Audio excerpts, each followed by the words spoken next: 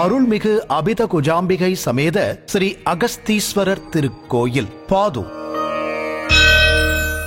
மகாலட்சுமி ஸ்வரூபமாக அமைந்த பிரத்யங்கரா தேவியின் அமாவாசை சிறப்பு ஹோமம் நடைபெறும் சிவாலயம். கள்ளக்குறிச்சி மாவட்டம் விழுப்புரத்திலிருந்தும் கள்ளக்குறிச்சியிலிருந்து 10 கிலோமீட்டர் தொலைவிலும் உளுந்தூர்பேட்டையின் அருகே அமைந்த சிவாலயம். 2 வாயில்கள் உடைய திருக்கோயில். சுவாமி சுயம்பு மூர்த்தியாக கிழக்கு நோக்கி அருள் பாலிக்கிறார்.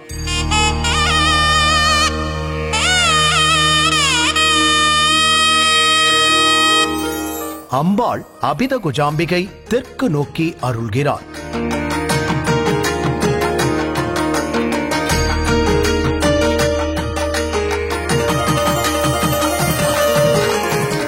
ஆலய நுழைவாயில் வழியாக உள்ளே நுழைந்ததும் மிகப்பெரிய மண்டபம் காட்சியளிக்கிறது.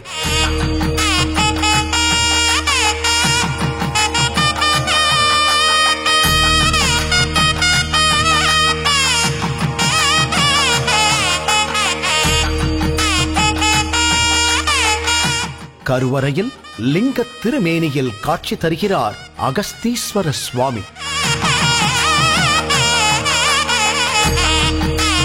அருகே நின்ற திருக்கோலத்தில் அபயஹஸ்த முத்திரையுடன் மிகவும் அழகாக காட்சி தருகிறாள் அம்பாள் ஸ்ரீ அபித குஜாம்பிகை.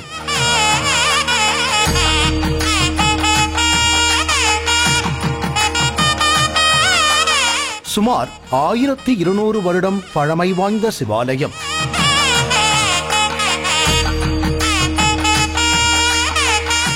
சோழ மன்னன் பராந்தக சோழன் காலத்தில் கட்டப்பட்ட ஆலயம்.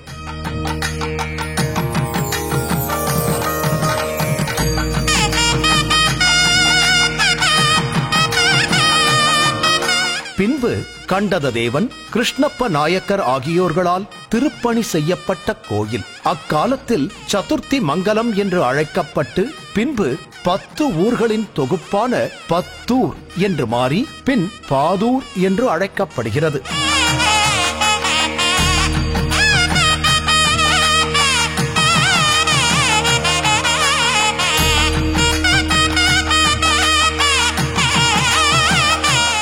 ஆலயத்தில் பல கல்வெட்டுகள் காணப்படுகின்றன. அந்த வகையில் 16ஆம் நூற்றாண்டுக்கு முன்பே இந்த கோயில் அமைந்துள்ளதாக அறிய முடிகிறது.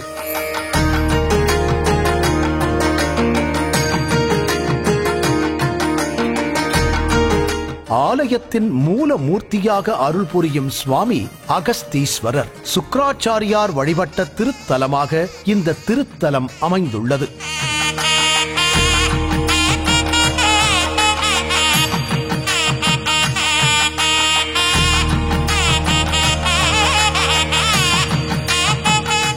அகஸ்திய முனிவர் இந்த சிவனை வழிபட்டதால் அவர் பெயராலேயே அகஸ்தீஸ்வரர் என்று அழைக்கப்படுகிறார் என்ற செய்தியும் உண்டு.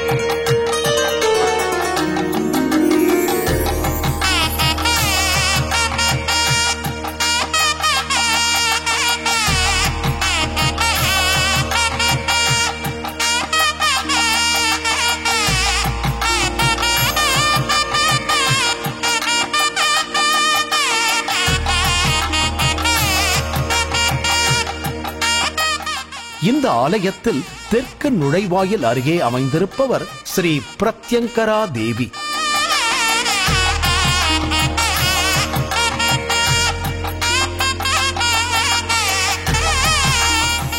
உள்ளூர் மக்கள் சுவாமிக்கு இணையாக பிரத்யங்கரா ஆலயம் என்று அன்போடு அழைக்கிறார்கள்.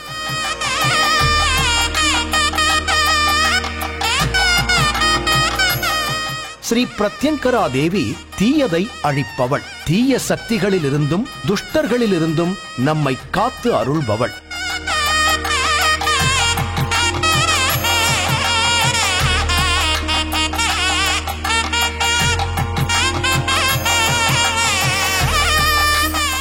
பிரகலாதனின் துன்பத்தை போக்க மகாவிஷ்ணு உக்ரமூர்த்தியாக நரசிம்மராக வெளிப்பட்டு இரண்யனை வதம் செய்கிறார். வதம் செய்த பின்பும் அவருடைய உக்ரம் குறையவில்லை. அதாவது அந்த கோபத்திலிருந்து அவர் வெளிவரவில்லை.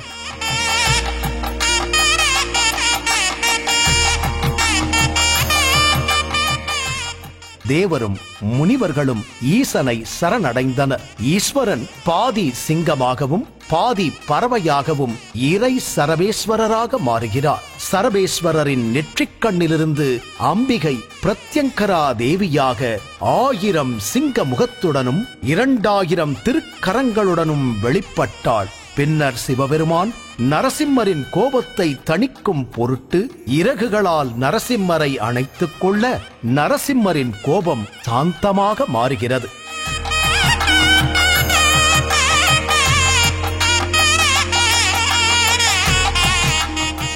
பிரத்யங்கரா எந்திர மந்திர தந்திரங்களுக்கு அதிபதியான அதர்வண பத்ரகாளி ஆவாள். இவளது மந்திரத்தை அங்கிரஸ், பிரத்யங்கரஸ் என்ற ரிஷிகள் சேர்ந்து உருவாக்கினார்கள். அவர்களது பெயராலேயே பிரத்யங்கரா தேவி என அழைக்கப்படுகிறார்.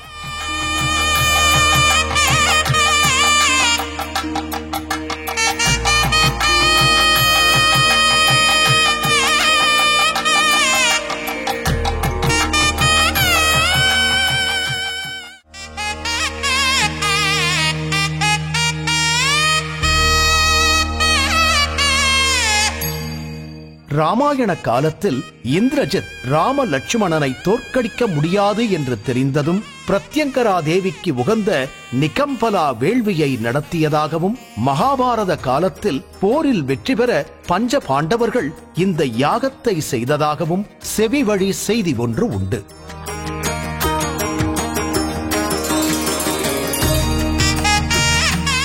பின்னர் ராஜாக்கள் போரில் வெற்றி பெறுவதற்காக பிரத்யங்கரா தேவி யாகத்தை நடத்தியதாக வரலாற்று நூல்கள் தெரிவிக்கின்றன. ஆனால் இந்த ஆலயத்தில் உக்ர தெய்வமான பிரத்யங்கரா தேவி மகாலட்சுமி ஸ்வரூபமாக அமைந்திருக்கிறாள்.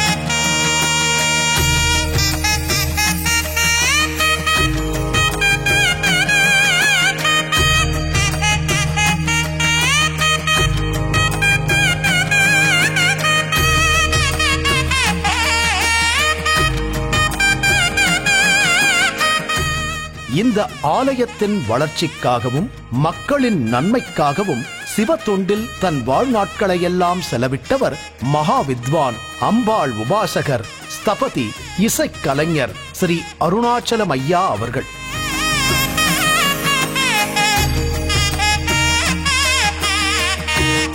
சிவாகம வித்வான், மிகப்பெரிய சக்தி உபாசகர். அவர் கனவில் அம்பாள் தோன்றி, உன் கையால் என்னை பிரதிஷ்டை செய்து பூஜை செய் என்று உத்தரவிட்ட காரணத்தினால் தன் கரங்களால் உருவாக்கப்பட்ட சுதை சிற்பத்தை பிரத்யங்கரா தேவியாக பிரதிஷ்டை செய்தார். இது நடந்தது 25 வருடங்களுக்கு முன்பாக.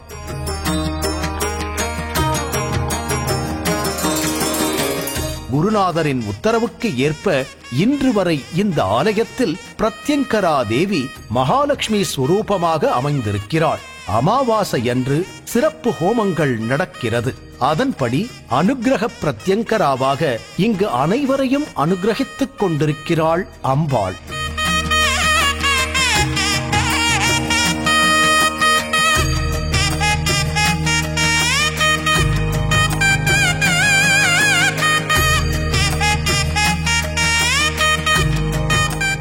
சாதாரண நாட்களில் மிகவும் அமைதியாக எழுந்து கொள்ளும் இந்த ஊர் அமாவாசை அன்று மட்டும் ஆயிரக்கணக்கான பக்தர்களால் பரவசமாக காணப்படும். அன்று மட்டும் இந்த கிராமம் நகரமாகவே மாறிவிடும்.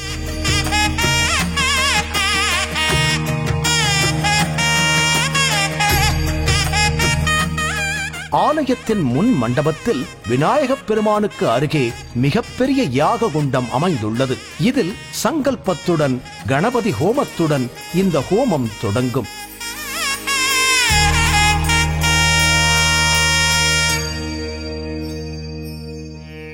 துன்பம் தீர மிளகாய், செல்வம் பெருக இன்பம் பெருக நெய்யினால் ஹோமம் செய்யப்படும்.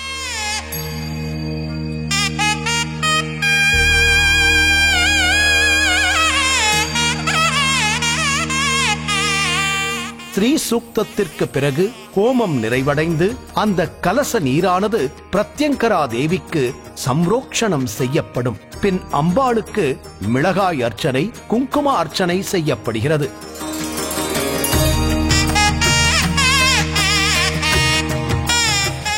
மிளகாய், குங்குமம் பக்தர்களுக்கு பிரசாதமாகவும் வழங்கப்படுகிறது.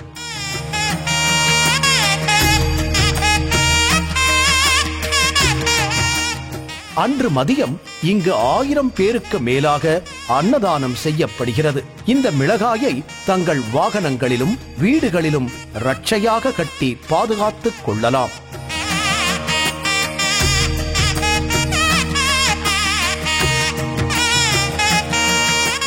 குழந்தைகளுக்கு திருஷ்டி சுற்றி போடலாம். உடம்பு முடியாதவர்கள் இந்த மிளகாயை உணவில் சேர்த்துக் கொள்ள வியாதிகள் தீரும்.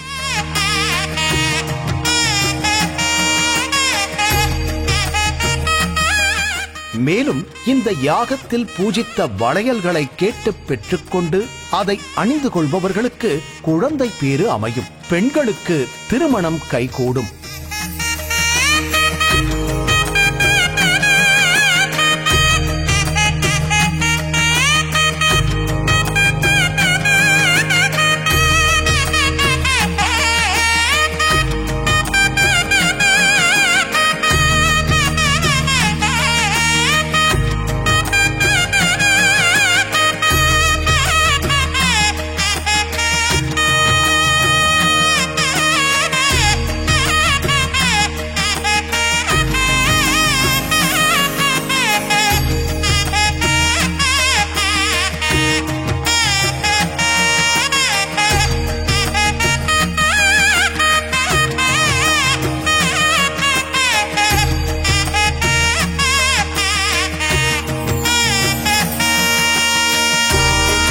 இந்த யாகத்தின் ஒரு சிறப்பு அம்சமாக பக்தர்கள் தங்களுடைய கோரிக்கைகளை ஒரு வெற்றிலையில் எழுதி அதை யாகத்தில் சேர்த்து விடுகிறார்கள்.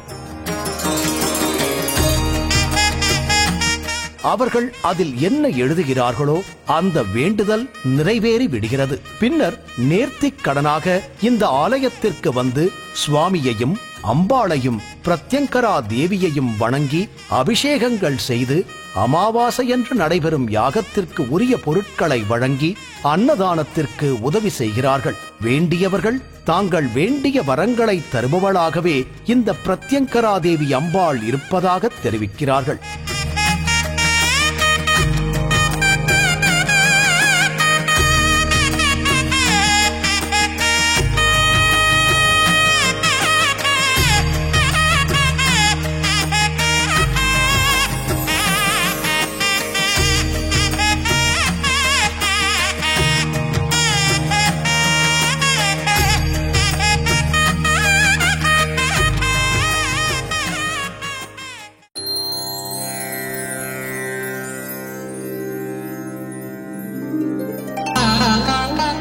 எல்லா ஊர்களிலிருந்தும் சுமார் 1000 முதல் 2000 பக்தர்கள் இந்த ஊரில் அமாவாசைக்கு கூடுகிறார்கள். குறிப்பாக நீண்ட நாட்களாக உள்ள வியாதிகள், நீண்டு கொண்டே செல்லும் வழக்குகள், அதில் உள்ள சட்ட சிக்கல்கள், தங்கள் துறைகளில் தங்களை சிறந்தவர்களாக அடையாளப்படுத்தப்படும் போட்டிகள், பரீட்சைகள் என்று எதிலெல்லாம் வெற்றிகள் பெற வேண்டுமோ, அதில் உள்ள தடைகளை நீக்கி பயன் பெற வேண்டுமோ, அவர்கள் இந்த ஹோமத்தில் கலந்து கொள்ள சுகமான வாழ்வு அமையப் பெறும். வெற்றி நிச்சயம் என்பது இந்த ஆலயத்திற்கு வரும் பக்தர்களின் நம்பிக்கையாக இருக்கிறது. அது உண்மையாகவும் இருக்கிறது.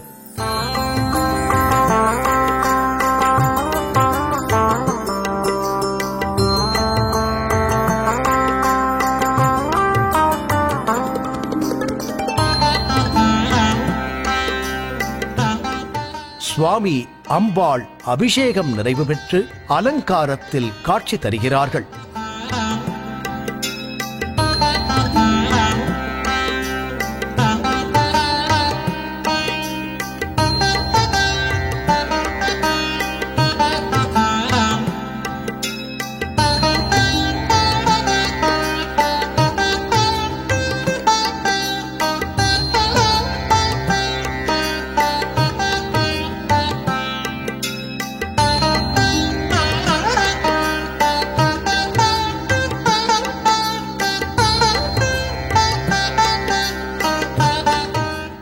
ஸ்ரீ விநாயகர் சன்னதி. வள்ளி தெய்வானை சிவசுப்பிரமணிய சுவாமி அருள் புரிகிறார்.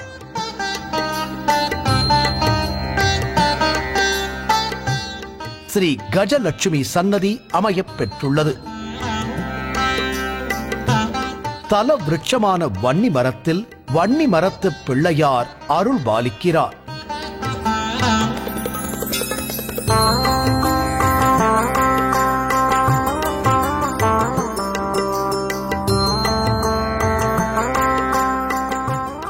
ஸ்ரீ ஸ்வர்ண பைரவர் காட்சி தருகிறார்.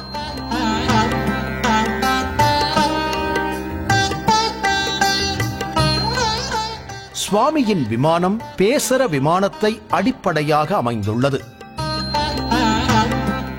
கருவறை கோஷ்டத்தில் ஸ்ரீ தட்சிணாமூர்த்தி.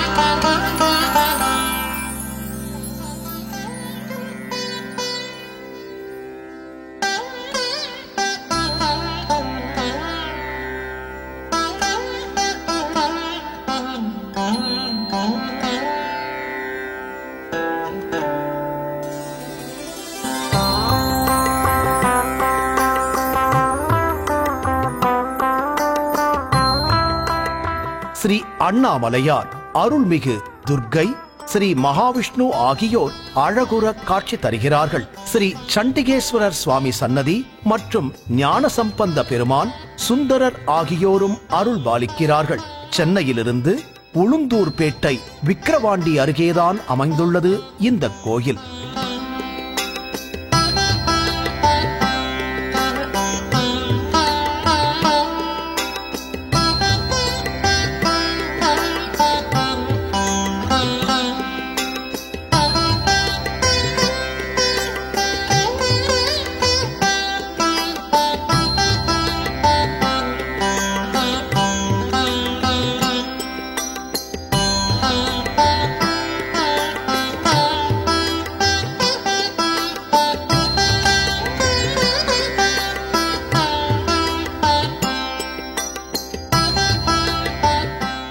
நிச்சயம் சென்று வரவேண்டிய சிவாலயங்களில் இதுவும் ஒன்று என்பதில் மாற்றுக் கருத்துக்கு இடமில்லை. ஒரு சிறப்பான சிவாலயத்தை தரிசனம் செய்த மன நிறைவு ஏற்படுகிறது. தென்னாடுடைய சிவனே போற்றி, எந்நாட்டவர்க்கும் இறைவா போற்றி.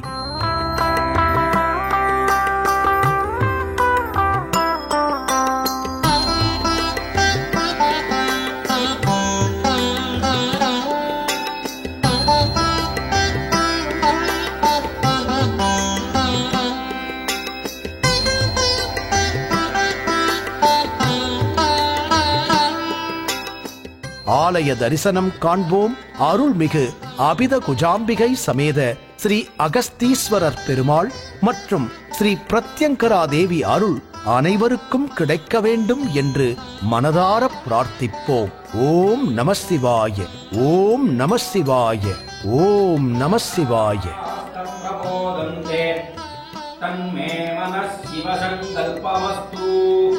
या वेदादिषु गायत्री सर्वव्यापी महेश्वरी ऋग्यजुः सामाधर्मैश्च तन्मे मनः शिवसङ्कल्पमस्तु।